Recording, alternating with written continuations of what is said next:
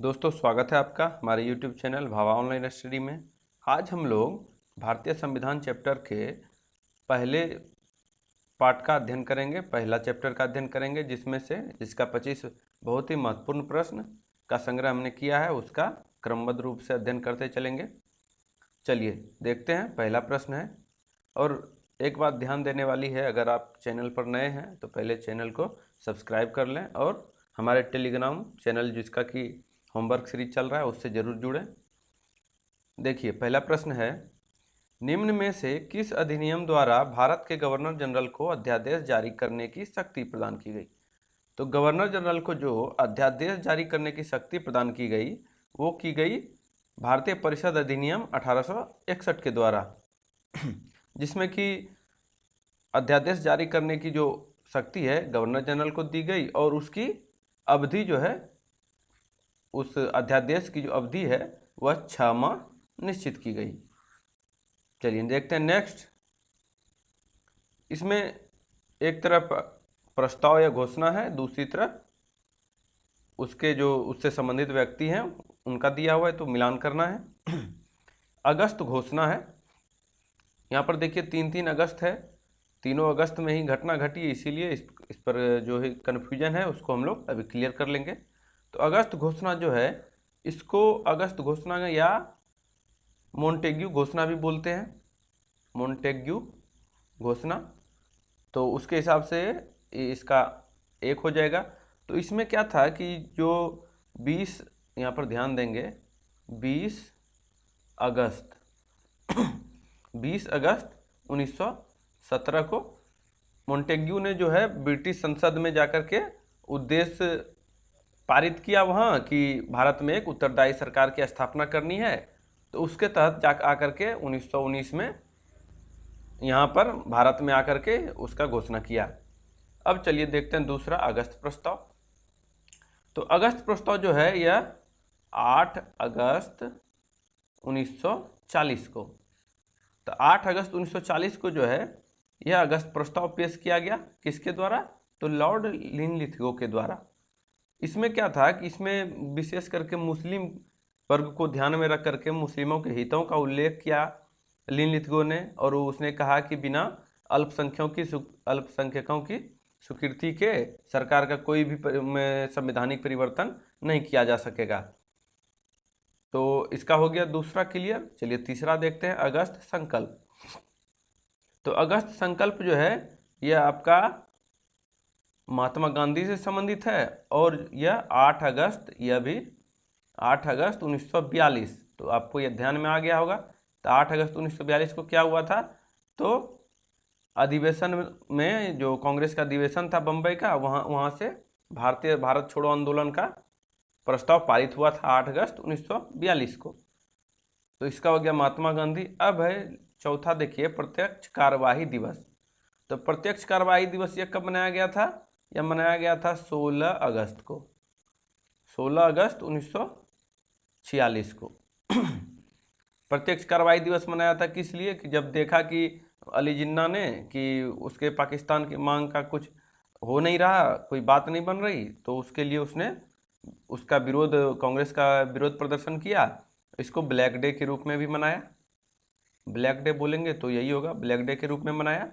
तो यह डे 16 अगस्त 1946 था।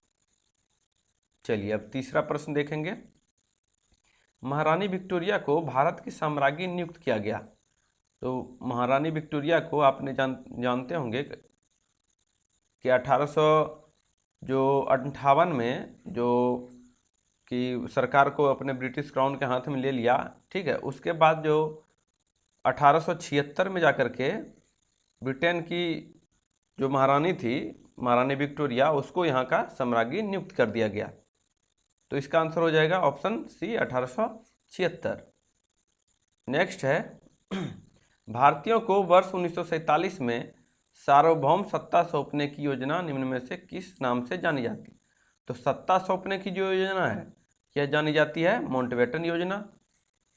और अगर आपसे यह पूछे कि भारत का विभाजन किसके तहत हुआ, तो वह हो जाएगा 1947 का स्वतंत्रता अधिनियम।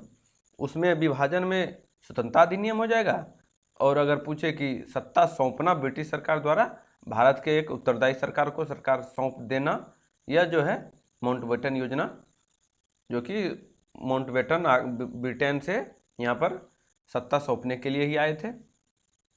नेक्स्ट है, निम्नलिखित में से किस अधिनियम ने केंद्र में द्वैध शासन प्रणाली को स्थापित किया? यहाँ कह रहा है केंद्र में द्वैध शासन। यहाँ पर दो तरह के होते हैं, तो केंद्र में जब द्वैध शासन पूछे तो वह हो जाएगा भारत शासन अधिनियम 1935, ठीक है। और अगर पूछे कि केंद्र में द्विसदनात्मक विधायिका अगर पूछे, केंद्र में विधायिका अगर पूछे तो हो जाएगा यह 1919, ठीक है। लेकिन अगर केंद्र में द्वैध शासन पूछे तो हो जाएगा 1935। और अगर एक चीज और, अगर पूछे प्रांत में द्वैध शासन, प्रांत में द्वैध, प्रांत में द्वैध पूछे तो 1919 और केंद्र में द्वैध पूछे तो भारत शासन अधिनियम 1935। अगला है, भारत में सचिव पद किसके द्वारा नियुक्त किया गया था? तो भारत में जो सचिव पद नियुक्त किया गया था, यह किया गया था भारत सरकार अधिनियम 1858 के द्वारा।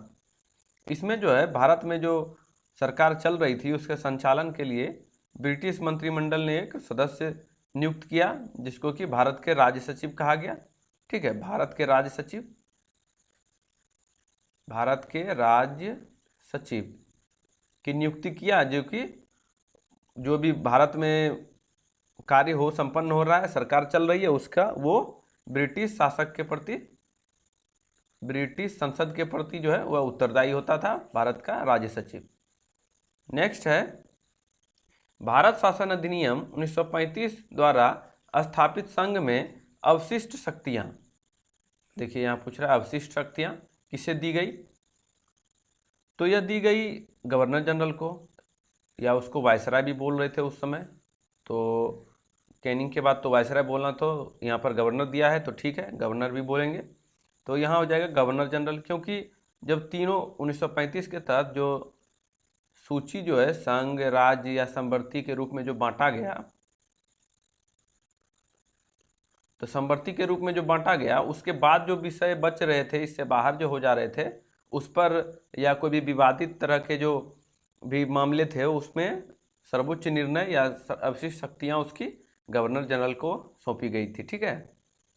अगला है, ब्रिटिश ईस्ट इंडिया कंपनी के चाय के व्यापारिक एकाधिकार को खो दिया। तो ब्रिटिश ईस्ट इंडिया कंपनी ने चाय के जो व्यापारिक अधिकार खो दिया, यह खोया था 1813 का, सॉरी 1813 नहीं, 1833 होगा, ठीक है। 1833 के तहत 1813 में जो एकाधिकार समाप्त किया, लेकिन 20 वर्षों के लिए चाय और चाय के लिए पूर्वी देश भारत के और चीन के साथ के व्यापार के लिए 20 वर्ष का छूट प्रदान कर दिया गया, ठीक है। तो 1833 में 20 जोड़ेंगे तो आपको 1833, 13 में 20 जोड़ेंगे तो 33 हुआ, तो 33 में जाकर के पूर्णतः समाप्त हो गया। तो यहाँ पर पूछ रहा है कि चाय के व्यापार अधिकार को खो दिया, तो इसका हो जाएगा 1833। नेक्स्ट है, किस अधिनियम के माध्यम से भारत में पहली बार मुसलमानों के लिए पृथक निर्वाचन मंडल की स्थापना की गई? तो पृथक निर्वाचन मंडल जो मुसलमानों के लिए, जिसको हम लोग मार्लियामेंटो सुधार भी बोलते हैं, तो इसका आंसर हो जाएगा ऑप्शन बी 1909 का मार्लियामेंटो सुधार। तो इसके अंतर्गत जो है मुस्लिम सदस्यों का जो चुनाव था वह मुस्लिम लोग ही कर सकते थे, मुस्लिम मतदाता ही कर सकते थे, और सांप्रदायिकता को जो है इसमें जो हिंदू मुस्लिम का या जो भी है संप्रदाय में विभाजन जो हुआ, उसका जो वैधानिकता प्रदान किया इसी अधिनियम के तहत, 1909 का अधिनियम के तहत प्रदान किया गया। चलिए अगला है, किस अधिनियम द्वारा भारत में पहली बार विधान परिषद, तो विधान परिषद की स्थापना जो है वह कब की गई? यह की गई 1853 का चार्टर अधिनियम। 1853 के चार्टर अधिनियम के तहत पहली बार विधान परिषद, जिसमें कि गवर्नर जनरल के परिषद के विधायी या प्रशासनिक जो कार्य थे, विधायी कार्य या प्रशासनिक कार्य, दोनों में जो परिषद के जैसे सदस्य थे उसमें से 6 सदस्य को और बढ़ा दिया गया, जिसको कि विधान परिषद कहा गया। आपने पढ़ा होगा जरूर, विधान परिषद कहा गया। तो इसकी स्थापना एक तरह से 1853 ही मानी जाती है। नेक्स्ट है, निम्नलिखित में से किस अधिनियम के अंतर्गत भारतीय विधान परिषद को बजट पर बहस करने की शक्ति प्रदान हुई? तो 1853 में उसकी स्थापना हुई और 1892 में जो है उसको दो तरह का, वहाँ पर 92 में मात्र 2 तरह का जो अधिकार है या प्रणाली की जो शुरुआत है 2 तरह की है मात्र, उसमें 2 मुख्य बिंदु हैं। तो इसमें जो थी अप्रत्यक्ष प्रणाली की शुरुआत, और दूसरा क्या था, दूसरा था राजस्व व्यय या बजट पर बहस करने का अधिकार, बजट पर बहस करने का अधिकार या प्रश्न पूछने का अधिकार। तो इसका आंसर हो जाएगा 1892। नेक्स्ट है, निम्नलिखित में से किस अधिनियम द्वारा सरकारी नियुक्तियों के लिए प्रतियोगिता परीक्षा का विधान किया गया? यहीं से शुरुआत हुई प्रतियोगी परीक्षा का, जिसको कि हम लोग आज तक, अभी तक हम लोग इसी की तैयारी कर रहे हैं। तो इसमें से जो अधिनियम का जो शुरुआत था विधान का, यह 1853 के तहत ही किया गया था, चार्टर अधिनियम 1853 के तहत, जिसमें कि पहले नामजदगी का सिद्धांत चलता था कि नाम मतलब जिसका दे दिया गया या जिसकी वहाँ पर नामावली में नाम दे दिया गया या उसके पूर्वजों द्वारा उसकी सेवा की जा रही है लगातार, तो वही जो है उसका नियुक्ति होगा। लेकिन बाद में इसको 1853 में जो है डलहौजी द्वारा सब कुछ बदल दिया गया कि भाई प्रतियोगी परीक्षा जो पास करेगा वही नियुक्ति का अधिकार प्राप्त करेगा। ठीक है, चलिए अगला देखिए। भारतीय विधान पालिका प्रथम बार द्विसदनीय बनाई गई। तो विधान पालिका जो है वह द्विसदनीय कब बनाई गई? पहली बार। तो पहली बार द्विसदनीय विधायिका हम पिछले प्रश्न में देख चुके हैं, तो यह हो जाएगा 1919 के तहत जो द्विसदनीय बनाई गई थी, जिसमें कि राज्य परिषद पहला क्या था? राज्य परिषद, और दूसरा था केंद्रीय विधानसभा। तो शुरुआत जो है यहीं से हुई थी 1919 के तहत, फिर जाकर के केंद्र में द्वैध शासन जो 1935 में लगाया गया था। नेक्स्ट है, 1935 के भारत शासन अधिनियम द्वारा स्थापित संघ में अवशिष्ट शक्तियां किसको दी गई? इस प्रश्न पर हम लोग पीछे भी चर्चा कर चुके हैं। तो अवशिष्ट शक्तियां जो है वह गवर्नर जनरल को दी गई थी। नेक्स्ट है, भारत शासन अधिनियम 1919 द्वारा निम्न में से कौन से विषय आरक्षित थे? तो आरक्षित विषय इसमें से जो प्रांतीय, इसमें से प्रांत के जो थे और केंद्रीय विधानसभा में थे, तो प्रांतीय विषयों को 2 भाग में बांट दिया गया था। क्या था दोनों भाग? एक था आपका आरक्षित और दूसरा क्या था? हस्तांतरित। इसमें से विषय को बांट दिए गए। अभी आप ज़्यादातर देखेंगे जो इसमें कुछ तो मिलान भी है, लेकिन ज़्यादातर आप देखेंगे जो अभी के केंद्र या संघ सूची में है वो आरक्षित में थे, और जो राज्य सूची में है वो हस्तांतरित में थे। लेकिन कि कुछ जो कि जिसको कि आपको संवर्ती सूची में कर दिया गया है, उसमें से कुछ आरक्षित में भी मिल जाते हैं, कुछ हस्तांतरित में भी मिल जाते हैं। तो इसको आपको डिटेल से पढ़ लेना पड़ेगा। ठीक है, तो इसमें से जो यहाँ पर विकल्प में दिया है सिंचाई, न्याय, वित्त, जेल, पुलिस, तो यह जो है ये सब आरक्षित विषय थे। तो टोटल हो जाएगा, इसका आंसर ऑप्शन डी हो जाएगा। देखिए यहाँ पर पुलिस जो कि अभी अब राज्य सूची के अंतर्गत है, तो इस तरह से इसको पूरा डिटेल से पढ़ लीजिएगा तो सही रहेगा। नेक्स्ट है, निम्नलिखित में से किस अधिनियम के प्रावधानों को हितैषी निरंकुशवाद की संज्ञा दी गई? तो यह संज्ञा जो है, इसमें जो किसी एक निश्चित वर्ग को जो लाभ पहुंचाने की जो कोशिश की गई, इसमें जो मार्ले मिंटो सुधार के द्वारा, तो उसी के कारण जो है इसको हितैषी निरंकुशवाद कि किसी एक पार्टिकुलर के लिए हितैषी बनना, उसी के तहत इसको ऐसी संज्ञा दी गई। तो इसका आंसर हो जाएगा आपका ऑप्शन डी, भारतीय शासन अधिनियम 1909। नेक्स्ट है, किस अधिनियम की प्रमुख विशेषता प्रांतीय स्वायत्तता थी? तो प्रांतीय स्वायत्तता जो है विशेषता थी भारतीय शासन अधिनियम 1935 का। इसमें क्या किया गया कि प्रांतों का जो द्वैध शासन था 1919 में जो लगाया गया था उसको समाप्त कर दिया गया और एक स्वतंत्र संवैधानिक आधार दे दिया गया 1935 में, केंद्र में द्वैध शासन की स्थापना करके। नेक्स्ट है, निम्नलिखित में से किस अधिनियम के तहत भारत पर शासन करने का अधिकार ईस्ट इंडिया कंपनी से लेकर ब्रिटिश क्राउन को सौंप दिया? तो ब्रिटिश क्राउन को जो ईस्ट इंडिया कंपनी के समाप्त करके ब्रिटिश क्राउन को जो सौंपा था वह 1858 का भारत शासन अधिनियम के तहत था। इसमें कि जो 1857 में जो सैनिक विद्रोह हुआ था, ठीक है, सैनिक विद्रोह हुआ या भारत का प्रथम स्वतंत्रता संग्राम जो बी डी सावरकर ने कहा था, तो वह जो हुआ तो उसमें अंग्रेजों को अपनी जो भारत पर जो सत्ता चल रही थी वह छिनता हुआ दिखा या लगा कि हम लोग कमज़ोर पड़ रहे हैं। तो जो ब्रिटिश संसद था उसने कंपनी से उसका अधिकार छीन लिया और डायरेक्ट सत्ता को जो है ब्रिटिश संसद के अधीन स्थापित कर दिया, जिसमें के तहत कि एक राज्य सचिव का जो यहाँ पर नियुक्ति किया गया जो कि ब्रिटिश संसद के प्रति ही उत्तरदायी होता था। ठीक है, नेक्स्ट है, भारत में पहली बार उत्तरदायी शासन जैसे शब्दों का प्रयोग किस अधिनियम में किया गया?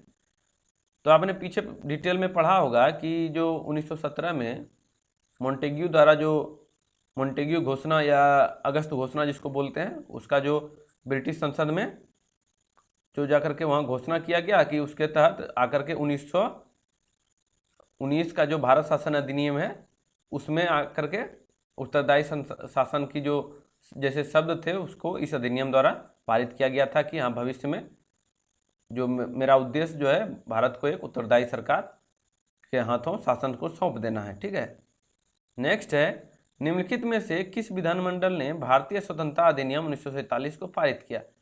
तो जब आप जान रहे हैं कि टोटल हर एक सत्ता जो ब्रिटिश संसद के हाथों में चली गई है सीधा, तो वह कौन पारित करेगा उसको? तो सीधा ब्रिटिश संसद ही पारित करेगा, ऑप्शन ए हो जाएगा। नेक्स्ट है, 1919 के भारत शासन अधिनियम के परिणाम स्वरूप शुरू हुए द्वैध शासन प्रणाली के अंतर्गत में से कौन सही है? तो द्वैध शासन जो 1919 में शुरू हुआ था उसके अंतर्गत कौन सही है? तो इस प्रणाली के जनक सर लियोनेल कार्टिस थे, बिल्कुल सही। और इस प्रणाली के अंतर्गत सभी विषयों को दो भागों केंद्रीय और प्रांतीय में विभाजित कर दिया गया। सभी विषय को दो भाग में, बिल्कुल नहीं, यह गलत है। सभी विषय को दो भाग में, केंद्रीय और प्रांतीय में नहीं, प्रांतीय में के अंतर्गत दो भाग थे आपका जो आरक्षित और इसको उपभाग बोलते हैं। ठीक है, तो यहाँ पर इसका हो जाएगा एक आरक्षित थे एक हस्तांतरित तो यह प्रांतीय के अंतर्गत थे। तो इस हिसाब से आंसर सिर्फ केवल एक सही है, ऑप्शन ए हो जाएगा। अगला है, केंद्रीय कौन सुमेलित नहीं है? यहाँ कह रहा है कौन सुमेलित नहीं है, चलिए देखते हैं।